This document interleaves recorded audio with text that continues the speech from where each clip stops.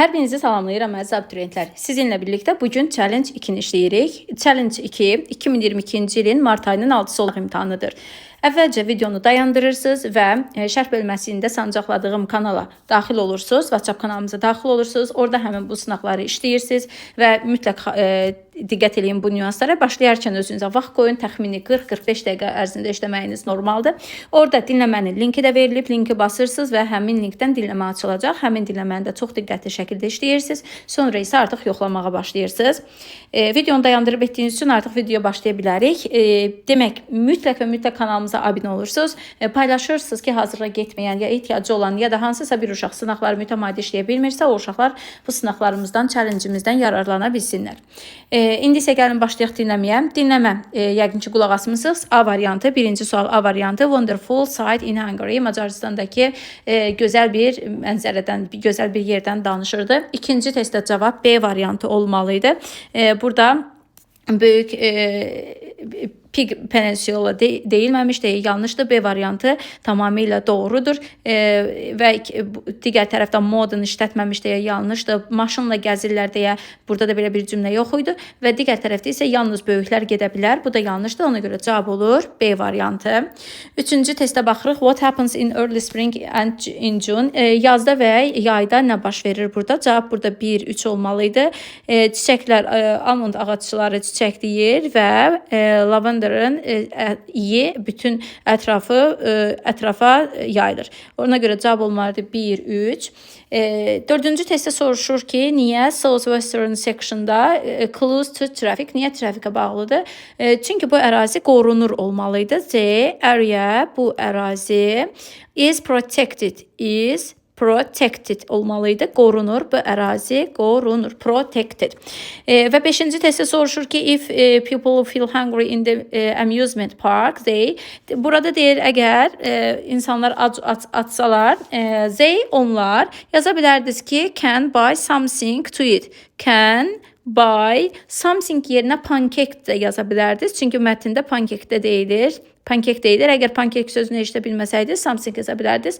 And sandwiches yazmalıydınız və sandviçlər alırlar buradan yemək üçün. Buradan sandviç alırlar. Və scenery sözünün sinonim təyin edən söz isə extraordinary idi. Extraordinary. İnşallah ki, dinləməni tam yaza bilmişsiniz. Tam yazmaq üçün mütləq və mütləq səsi sadəcə 2 dəfə qulaq asın və dinləmənin suallarını çox diqqətli şəkildə oxumağa çalışın. İndi isə gəlin qrammatika testlərimizə baxaq. 7-ci testimiz conjunction testidir. Bu testləri yazmaq üçün mütləq əvvəlcə düzgün strukturlara baxın. A variantı not and yox, not or olur. Both or yox, both and olur. Eyzə nor yox, eyzə or olur.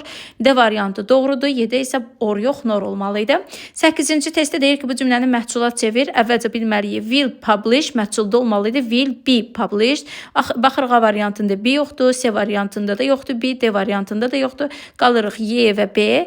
Z cümlənin sonuna getməliydi. Y variantında getmədiyi üçün yanlışdır. Cavab olur B variantı. Kitab çap olundu onlar tərəfindən. B variantı tamamilə doğru cavabdır.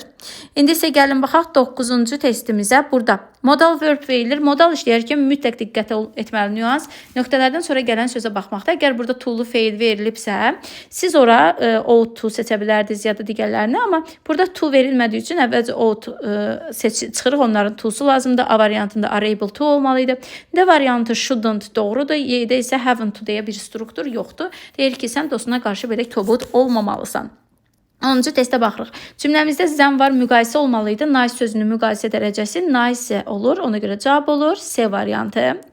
11-ci testə baxırıq. Cümləmizdə article soruşulur bizdən. Yadınızda saxlayın, article işləyərkən vacib cümləmiz nöqtələrdən sonra sayılan təqsim qaydasıdır. Əgər nöqtədən sonra təqsim varsa bunu boş buraxmaq olmaz. D variantı yanlışdır. Europe bilirik ki, ölkələr, qitələr, bunlar article qoymaq olmaz. Baxırıq A, B, C variantının hər birinin ikinci tərəfində article var. Ona görə cavab olur Y variantı. 12-ci testdə sözlərin tərcüməsini mütləq bilməlisiniz ki, definitionları düz yaza biləsiniz. Burada bizdən soruşulur. Sail nə deməkdir? Sail gəmi ilə üzmək deməkdir. Qayıqla gəmi ilə üzmək o B-yə uyğun gəlir. Sell satmaq deməkdir. Kiməsə nəyisə exchange for money, pul qarşılığında vermək, satmaq. O olur A. Servisə qulluq etmək, servis etmək. Buna isə C uyğun gəlir. Cavab oldu B, A, C, Cavab olur D variantı. 13-cü testə baxırıq. Form of the verb. Yadınızda saxlayın. Form of the verb gördüsə bu kompleks object ola bilər. Askdan sonra to'lu feil gəlməli idi. Ona görə 1 yanlışdır. 2-də told to wait doğrudur. 3-də wait, made wait doğrudur. Expect'dan sonra to işlənməli idi. Order'dan sonra isə to verilib doğrudur. 2, 3, 5 cavab oldu Y variantı. Make-up sentence testini mütləq cümlə kimi yazmalısınız. Yazmasanız cümlənin strukturunun düz olduğunu bilməlisiniz. Burada cavab C variantı idi. Deyir ki, Hana bişirdi vegetables tərəvəzlər for her daughter öz qızına mətbəxdə. Cavab olur C variantı. 15-ci testə baxırıq. Burada so do I dərsidir. Bilirik ki, cümlə inkardırsa so, to, also variantları çıxırıq. Çünki onlar təsdiqə cavabdır. Bizim cümləmiz isə inkardır. A variantında neither olan cümlə ikinci bir doesn't gətirmək olmaz. Ona görə cavab oldu B variantı. 16-cı testə baxırıq. Əvvəl 16-cı testin əvəzinə bu qəbulda exclamatory sentence vardı. Yəni nida cümləsi var idi. Bizdə nida cümləsi artıq düşmür deyə mən onu sualdan çıxardıb onun yerinə yeni əlavə olunan mövzulardan salmışam. Villager düzdür, bu mövzu əvvəldən də var idi, amma bu strukturda cümlələr çox yox idi deyə. Ona görə bunu salmışam ki, bu boşluqlarınız varsa indidən anlayıb üzərində dayanasınız. Burada villager canlı isimdir. Canlı isimləri who, whom, whose, that bağlayıcısız təyin etmək olar. What-la təyin etmək olmaz, which-la təyin etmək olmaz. Qaldıq B, D, Y. Whose-dan sonra 100% isim gəlməli idi. Whom-dan sonra 100% mübtəda sonra xəbər gəlməli idi. Ona görə cavab olur Y variantı. Kəndlər kimlər ki daşqın xəbərdarlığı alıblar. Onlar safety olmaq üçün qaçdılar. Cavab olur Y variantı. 17-ci testdə bizdən compound-la soruşur. Compound bildiyiniz kimi mürəkkəb deməkdir. 2 söz olmalıdır. Framework, nickname və sweatshirt. Digərlərində isə governor şəkilçi var, visiting vision var, population'da tion var. Ona görə yanlışdır. Cavab oldu 1, 3, 6. 1, 3, 6 o da var B variantında. 18-ci testə baxırıq. Nöqtədən sonra isim var. Lovely dog, it sayılan, daha doğrusu isimdir deyə. Biz ora bed, yours, hers, mine sözlərini seçə bilmərik. Çünki onlardan sonra qətiyyən isim qoymaq olmaz. Ted gəzir öz iti ilə. Yəni Tedin iti ilə, ona görə cavab olur Y. A variantındakı it özündən sonra isim istəmir. İndi isə gəlin baxaq 19-cu testin izahına. Burada birbaşa xəbər qoymalıyıq. Daha doğrusu sual sözlərini qoyuruq. Burada birbaşa isim varsa nədən sonra isim olar? Oflu birləşmələrdən, which-dən, what-dan, how many, how much-dan sonra birbaşa isim olar. Where-dan sonra whom-dan və how long-dan sonra birbaşa isim gəlməz. Ona görə cavab olur 2, 3, C variantı. 12-ci testə baxırıq. Burada zeri ifadəsidir. Xəbərə necə təyin edirik? 12 ay var. Bir ildə 12 ay var. 12 ay cəm olduğu üçün cavab olur Y variantı. 21-ci testdə söz önü testidir. Yadınıza saxlayın. Sitting dedikdə oturur, stol arxasında deyirik. At the table qoyulur da. At the table. Baxırıq 2 variantımız var. At the table. Biri A-da, biri də B variantındadır. İndi deyir ki, o götürdü öz yerini qardaşının yanında. Ona görə cavab olur B variantı. Yadınızda saxlayın. Among sözündən sonra mütləq cəm isim gəlməlidir. Çünki nələrinsə ya da kimlərinsə arasında deməkdir o söz. Yəni isim mütləq cəm olmalıdır.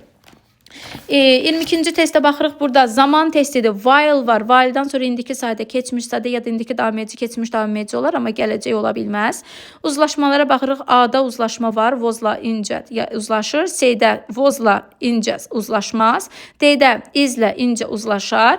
Amma tim üçüncü şəxsin tək olduğu üçün S olmalıydı. Yanlışdır. Cavab oldu tamamilə A variantı.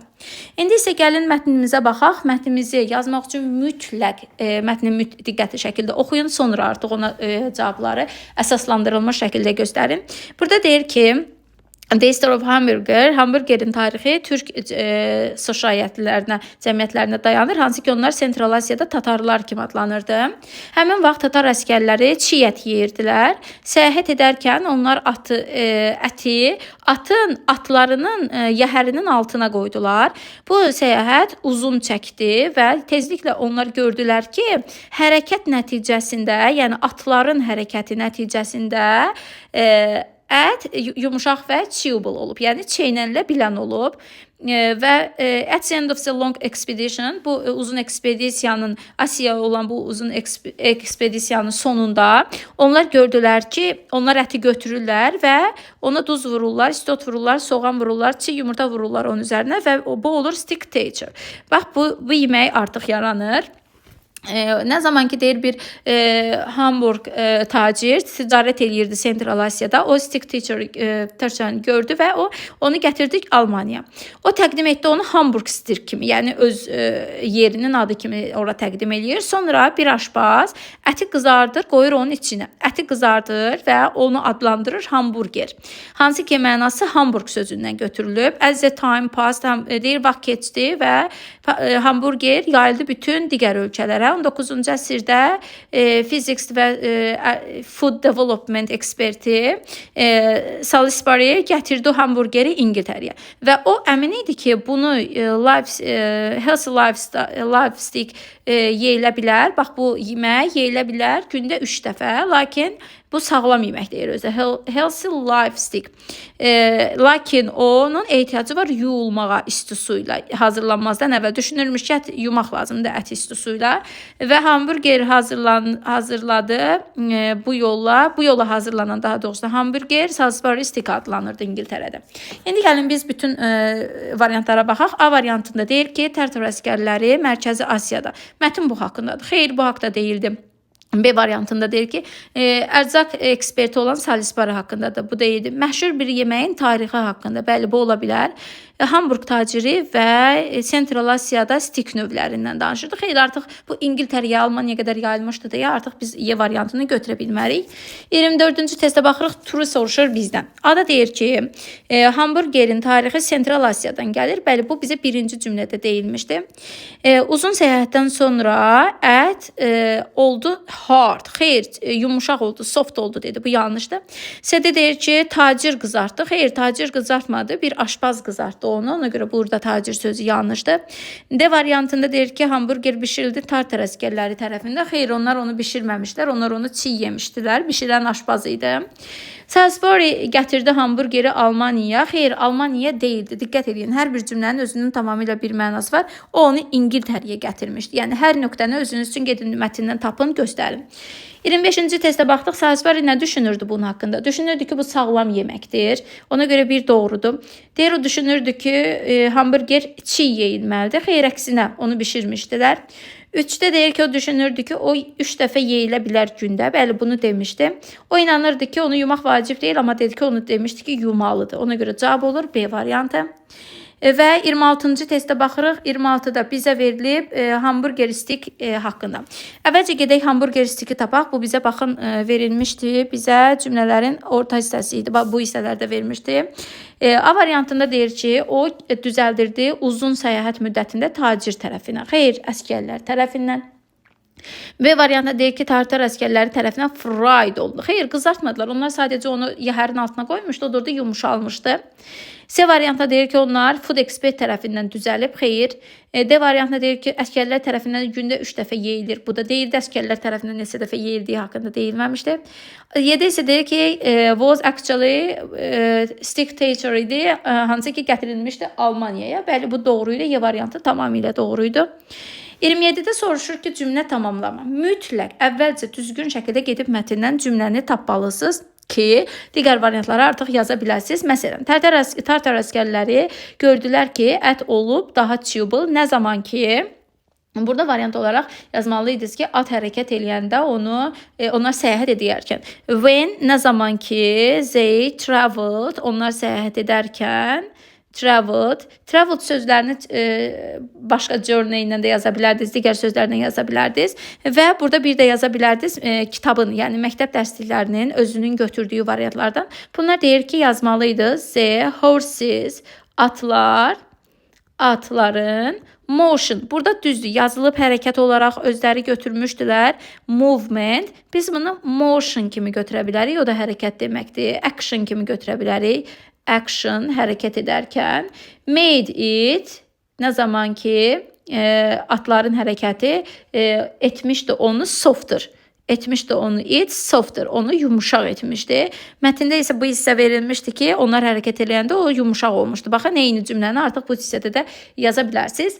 Mütləq dəyişərkən, söz dəyişərkən çalışın ki, o söz o mətndə öz yerinə uyğun olsun. Paragraf 2-də almaq və satmaq sözü. Bu bilirsiniz ki, ticarət etmək deməkdir. Bura yazmalısınız to trade. Əgər siz bura traded yazsaz, bu sizə 0,5, daha doğrusu 2,7 bal verir. Bu halda isə sizə 2,4 bal verir. Əgər ora to trade yazsaz. Consequence sözü nəticə deməkdir. Paragraf 1-də soruşur. Burada isə result sözü var idi. Biz bura yaza bilərdik result. İndi isə gəlin 30-cu sualımıza baxaq. Do you like hamburger? Sən hamburgeri sevirsən və niyə sevirsən?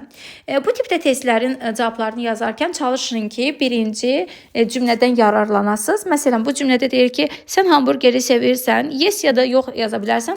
No yazsan, səbəb göstərməlisən ki, mən düşünürəm ki, bu sağlıqlı yemək deyil və biz özümüzü sağlıqlı saxlamaq üçün belə yeməklərdən uzaq durmalıyıq. Yox, əgər xoşlayırsansa artıq səbəb göstərməlisən ki, asan hazırlanır ya da hazırlamaq asandır, daşımaq asandır. Bu tipdə sözlər yaza bilərsiniz. Gəlin biz negativ düşünək, yazaq ki, biz bunu xoşlamırıq. Yaza bilərsiniz. I don't like hamburgers. Mən sevmirəm hamburgerləri. Burada qısa yazıram, sözləri ki, yerimiz çatsın. Because artıq səbəb göstərməliyəm. Because mütləq mübtəda xəbər ardıcılığına diqqət edin. Because I think, mən düşünürəm ki, I think that, mən düşünürəm ki, zət sözünü həmişə cümləyə qoyun ki, artıq arxasıca təzə mübtəda xəbərin gəldiyini anlaya biləsiniz. Yəni, I think desəz cümlənin artıq onun sağlıqsız olduğunu düşünürəm deməlisən. Amma I think that, mən düşünürəm ki, artıq təzə bir cümlə başlayır. Those ya da onlar ya da these foods, bu yeməklər, düzdür, food sayılmır, amma burada ərzaq mənasında yazırıq, yemək mənasında yazırıq. These foods are not healthy. Mən düşünürəm ki, bu yeməklər sağlam deyil və healthy-dən başqa yaza bilərik ki, faydalı deyil, beneficial deyil. Baxın, bu da bir cümləmiz. Artıq son yekun nəticə eləməlisiniz. Yazmalısınız that's why, buna görə də I try, mən çalışıram ki, to avoid fast food. Mən çalışıram ki, mən fast foodlardan uzaq durum. For my health, sağlamlığım üçün. Əslində sizdən imtahanda çox da dərin, möhtəşəm bir esse istənilmir. Çünki siz yəni imtahan abu-havasını bilirlər də, yəni təxmin edirlər ki, bu uşaq bu stres anında bu qədər də möhtəşəm bir şey yaza bilməz. Ona görə sizdən tam fikrinizi tamamlayacaq 3 cümləlik esse soruşur. Bu forma, bu struktur sizə digər esseləri yazmaqda da kömək edə bilər. Məsələn, səndən soruşa bilər ki, sən təyyarə ilə getməyi sevirsən. Yaza bilərsən ki, I don't like that transport. Mən bu transportu sevmirəm.